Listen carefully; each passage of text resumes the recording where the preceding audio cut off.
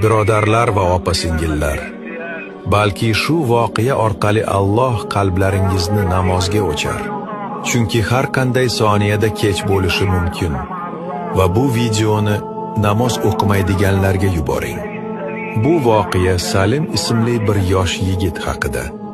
U bolaligida namoz o'qirdi. Azonni tinglashni yaxshi ko'rardi. Ammo ulg'aygan sari namozdan uzoqlashdi va butunlay namozni tark qildi. U derdi: Alloh uchun mening ruku va sajdalarim muhim emas.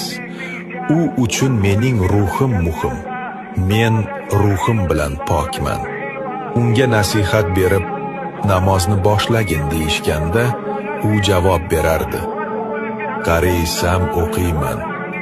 Oldimda ko'p vaqtim bor, ammo vaqt topilmadi. Bir kuni u uxlab tush ko'radi.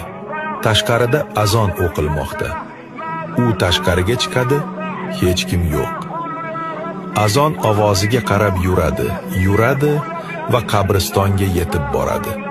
U yerda oq kiyimdagi bir kishi azon o'qiyapti. U undan so'raydi: Sen kimsan? Nega qabristonda azon o'qiyapsan? U javob beradi: Men sening qazo bo'lgan barcha namozlaringning muazziniman. Barcha o'tkazib yuborgan namozlaringning. Men keldim senga aytishga.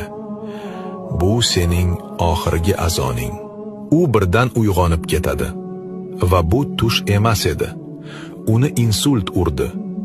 U yaqinlariga hech narsa ayta olmasdi, faqat eshitardi. Ko'zida yosh bilan anglab yetdi.